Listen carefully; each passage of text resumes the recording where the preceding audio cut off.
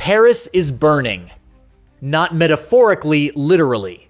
The sound of sirens drowns the heart of France as clouds of black smoke rise above the city. Water cannons, riot shields, and tear gas flood the streets. It's September 8th, 2025. 80,000 riot police have been deployed nationwide. France's fifth prime minister in just 2 years has been voted out.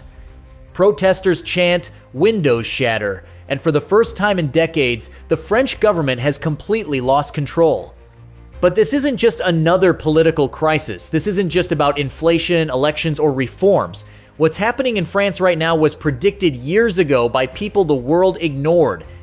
Economists from Lagos, journalists from Dakar, activists from Niamey, they all warned this would happen. They didn't say Italy would fall, not Greece, not Germany, they said France. Because France had built its wealth, its industries, and its stability on a secret economic system that was never meant to last. Today, that system has finally collapsed. To understand how it happened, we have to go back 8 decades back to 1945. France had just survived World War II. Its cities were rubble, its economy was broken, and its colonies in Africa were starting to demand independence. But Paris wasn't ready to let go. Instead of controlling their land, it decided to control their money. That's how the CFA franc was born, a currency for 14 African countries, from Senegal to Mali, Ivory Coast to Niger. It sounded harmless. France claimed it would guarantee stability for the region. But hidden behind those promises was something far darker. Every one of those 14 countries was forced to deposit up to 50% of their foreign reserves into the French treasury. Half of their national wealth locked away in Paris, controlled not by their governments but by France. It meant those nations could not set their own exchange rates, control their own inflation, or even decide how to use their own money. Imagine running a company where half your earnings sit in your competitor's bank account and he decides when you can touch it. That's how France built its post-war recovery, and for nearly 80 years it worked. For France. No one questioned it because those who could were often the ones benefiting from it. Many African leaders stayed silent, and the millions of citizens who were being robbed didn't even know this system existed. Until recently. The rise of social media changed everything. Young Africans began asking questions. Why is France still holding our reserves? Why do our natural resources fuel European industries while our own nations stay poor? Why do we have to use their currency, obey their bankers, and live by their rules? At the center of all this lies one word: uranium, the mineral that powered France's nuclear plants, its industries, and its reputation as an energy powerhouse. For decades, the uranium that lit up Paris came from Niger. And what did Niger get in return? Pennies. Every year, Niger earned roughly $100 million from uranium exports.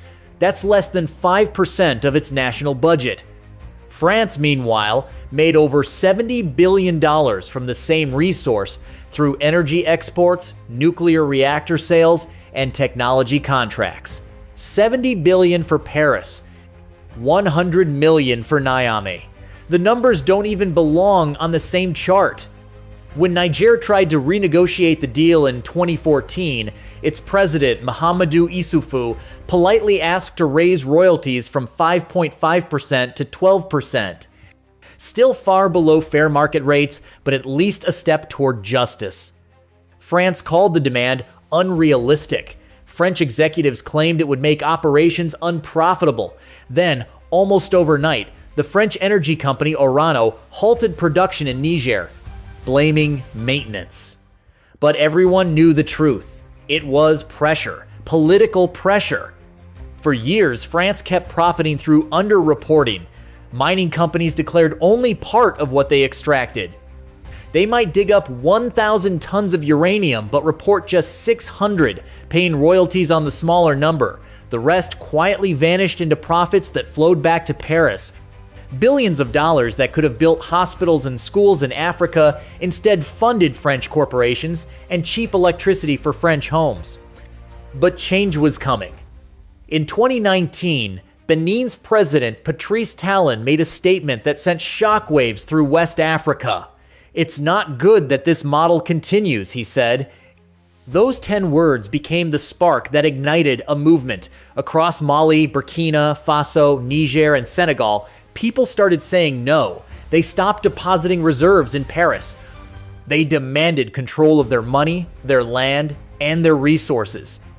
And in 2023, Niger did the unthinkable. It rejected France's uranium deal completely. Overnight, the foundation of France's energy empire cracked. At first, French officials downplayed it. A temporary disruption, they said. But by 2024, the numbers were undeniable. France's nuclear giant Uranium reported losses of $133 million in just 6 months. Energy prices in France jumped by 40%. Power plants that once ran on cheap uranium now faced shortages. Industries slowed down. Families saw their electricity bills triple. And then came the debt. France's national debt ballooned to over $3 trillion more than 110% of its GDP. Its borrowing costs rose higher than Greece's, the same country that nearly collapsed a decade earlier. Prime Minister François Bayrou announced brutal austerity measures, cutting 44 billion euros in spending, freezing welfare payments, eliminating public holidays. The response was immediate and explosive. Mass protests, roadblocks, and riots across major cities. Parliament voted no confidence. Bayrou was forced to resign. France was left without stable leadership, drowning in debt, inflation, and public anger. But this wasn't just about economics. It was about justice catching up. For 80 years, France built its prosperity not on innovation or competition, but on extraction, taking from others what it could no longer produce itself. Germany built factories, Britain built trade. France built dependency. And dependency always ends the same way: collapse. Analysts had warned this for decades. African economists, global journalists, even Western think tanks all said the same thing. France's economy relied too heavily on Africa. Jackson Hinkle said in 2024, "Without Africa, France would be a third world nation." The Guardian Post in Cameroon wrote, "No France without Africa." Those weren't exaggerations. They were prophecies. And now, they've come true. As African nations cut ties, France's system unraveled. The cheap resources, the hidden reserves, the silent profits, all gone. The economic lifeline that had kept France stable for generations had been severed. But amid France's crisis, something extraordinary was happening across Africa. The same countries that once sent their money to Paris began creating their own alliances, regional trade zones, and new currencies. Young activists who once burned CFA notes on camera were now sitting with ministers drafting financial reforms. Africa was no longer waiting for freedom, it was building it. France, meanwhile, faced a mirror it didn't want to look into. A mirror showing what happens when privilege is mistaken for permanence. Energy shortages, inflation, debt, public anger. The collapse of political order. This isn't just France's story. It's a warning to the world. Every empire built on exploitation eventually faces the same ending. You can suppress, you can deny, you can delay, but you can't escape consequences forever. And the same logic applies beyond geopolitics.